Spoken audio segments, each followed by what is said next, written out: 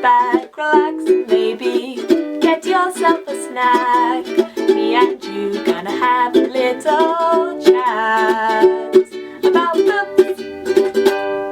Hey guys, so I'm here today to do round one of the cuts for my SPFBO titles. If you don't know what SPFBO is, it is the self-published fantasy blog-off, which is a competition which highlights and hopefully raises up new voices who are self-publishing in the fantasy genre. And the aim of the competition is that 300 books get entered, 10 blogs divide those books out, so each blog gets 30 each. They whittle it down to one finalist from each blog, and then those blogs all read everyone else's finalists, and we come up with an overall winner based on all the scores from the different blogs for each of the books. So I am currently working my way through phase one, where I am reading 30 books which have been assigned to me, and then I will choose a finalist. So the 5 books I'm going to talk about today, none of them will be proceeding any further. Although I have enjoyed getting a chance to read them, they either didn't work very well for me or they just had some flaws that I thought they needed to work on. And I've since found other books in my batch that are stronger, so I know these ones won't be continuing. However, I just want to say thank you to all the authors for entering the competition, because even if you don't get any further than this stage, it's still really awesome to have your book highlighted in some way, and hopefully by doing this review, some of you guys might think the book sounds excellent and want to pick it up, even though it didn't work as well for me. So let's dive into the books. The first one that I'm going to be cutting is Tellurium by Jodie Trask. This was one of the first books I read for the SPFBO, and I ended up giving it a decent score. It got a 3 out of 5 stars, which is 6 out of 10 for SPFBO. For me, 3 stars is perfectly acceptable. I liked it, but it just didn't have anything to kind of make me remember it necessarily. It didn't stand out from the pack, and that's certainly what happened with this particular story. It's more of a dystopian than anything else, and it definitely feels like it has similar themes of the Hunger Games or Divergent, that kind of genre. It really does feel like them. However, in this world we have the big bad New Atlantis, who is a big corporation, and they are the only ones who have the cure for Tellurium, which is this disease that is infecting people in this world. We follow a girl called Terra, who is a normal girl until her best friend comes back from having Tellurium and being treated by New Atlantis, and something is different about her best friend. Something so sort of base level that she can't quite pin it down, until he tells her late one night that she needs to run instead of being picked up by New Atlantis if she gets infected. So she knows there's something that's happened with this big corporation that's really messed her friend up, and she goes on the run from them. However, Tellurium is this kind of disease, so it's an elemental based virus which will form in different ways. Either you could start casting fires or turning to stone. There's all sorts of different ways that it can affect people, but the long and short of it is that you're probably going to die unless you get the cure. So this big company has a monopoly on the cure, but her best friend said run. What does she do? It turns out there are some rebels who are fighting back against this, and she gets kind of mixed up with them, and the story goes from there. Now, as I said, it's not a bad book. I did enjoy this one. I do think it's a fast, easy read. It just wasn't as strong as some of the other books that I've got in my batch, and so I won't be taking it any further. But I do think if you like fast-paced thrillers and dystopias, you'll probably really enjoy this one as well. I had one small issue, which was with the editing. I do think that there are quite a few typos and misspellings in this one.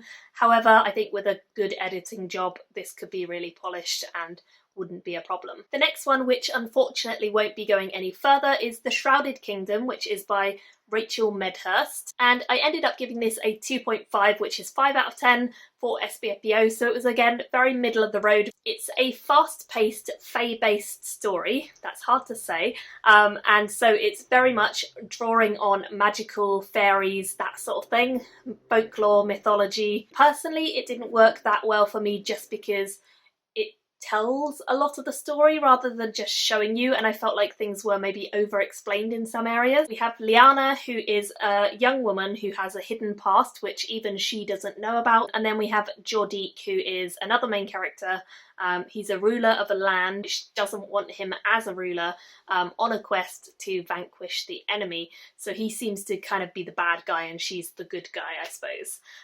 It felt like the story never really truly got going for me. I do think the pacing is quick and that Liana is rushed from place to place. We meet her quite early on and she's kind of swamped almost by these people who say she's got this destiny and this past, and she's kind of swept along on this adventure, but it didn't feel like it ever really kind of picked up to a really meaty kind of story. I felt as though she never really truly knew what her motives were and why she was doing anything, but she was just doing it to go along with these people. And I think that her character kind of needed a little bit more fleshing out, some additional spotlight time to really just feel like the main character. Judik was a little more interesting to me because he's the bad guy. He claims to care for his subjects. However, I did find his very repetitive phrase of kill the enemy quite irritating. I found it was a bit flat and annoying after a while. I think if he had had a few more complicated layers to him, then he could have been a really cool character with a darker, kind of more sinister side to him, maybe more of a morally grey character that you can still root for or be interested in. But it didn't quite hit the mark for me on those bits, unfortunately. The magic is used in this world, but considering it's a Fae story, I expected more magic. I expected it to be more prevalent in the plot. There's mind-to-mind communication, witches and dragons, things like that are in the book, but you don't see an awful lot of them. It's more of a tell than a show, which is kind of the theme throughout all of this book, I suppose. I just would have liked a little bit more of the action in front of me rather than things being mentioned offhandedly as kind of exposition. Overall, it was an okay read, but it felt a little bit flat for me in some areas, which is why I didn't give it a super high score. I do think, again, it's quite an easy read, so if you're looking for something like that, you might enjoy it more than I did. Next up, another one which is unfortunately not going any further, but which I enjoyed, is Bounty Hunter, Paradise Clash. This one also got a 3 out of 5, which is 6 out of 10 from me, and this one I enjoyed actually. However, I do think I would class this a lot more as sci-fi than I would as fantasy. It draws heavily on ideas such as those in Ready Player One and Otherland by Tad Williams.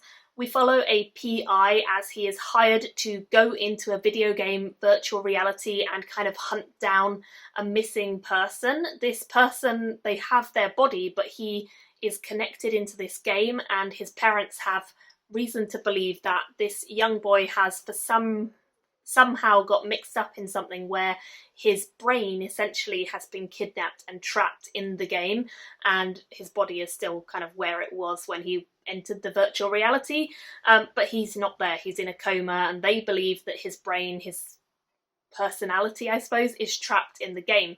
So we follow a PI who is hired to find him and find his consciousness inside this virtual reality if it's really there. What I enjoyed about this was that it's very readable, it's very fast-paced and easy to get into. It's a quick read, and it's something that I found quite likeable from the start. The idea of being inside virtual reality is something I really enjoy. As I mentioned, I like Ready Player One. I really loved Otherland. I think that was a brilliant example of this kind of theme, this trope. But I think because I've seen this concept done before, I have pretty high expectations of it. And this one didn't quite get there. It's definitely inspired by other titles. The originality had maybe slightly worn off on me, but it still has a draw to it. And I think if it's something you haven't read in the theme of before, you might really like this book. It's a fun game to explore, and I like the gaming elements to it. It felt a little bit over the top at first with the explanations and the exposition, but I think as it got going and the pacing got a bit better, and it became a pretty enjoyable reading journey. I do think the characters are likeable, but fairly surface level. You don't find out too much of their deeper motivations, their darker personality traits, things like that. Overall, it's a good rounded book, but it didn't necessarily nail the concept in the way I wanted it to, or bring something super original. I liked it, I gave it 3 out of 5, and I definitely think a lot of you guys might enjoy this if you're looking for a light-hearted, fast-paced VR sci-fi. It ticks all of those boxes. Next up, I have a fantasy, which is very fantasy. This is Sorceress Quest. This is by N.A.K. Baldron. I actually gave this one slightly more. I gave it a 3.25, which is 6.5 out of 10, and I enjoyed this one. I believe originally it was 3 novellas, which have now been combined into one book, so the book is what I read. It sounded from the outset like it was going to be a pretty fun tale. It's a coming-of-age story, which I've read a lot of in fantasy, and it's also a very magic-focused story, which I like because I particularly enjoy magic in fantasy, especially when it's done well. We follow 3 main characters. We have Ren, who is Henry. He's the one who has the most time in the spotlight. He is a young boy who's clearly got more power than he kind of thinks he has. He lives in a place called Pearl Nation, and he is the most powerful sorcerer they have managed to produce in a long time. He's known to have magic, but his nation is not known for magic, and so he would be the first one in a long line of people to actually pass the Amethyst Nation tests, which is kind of how you become a sorcerer, so he's hoping to do that. The second of our main characters is Brendan. He's the character who mentors Ren at first.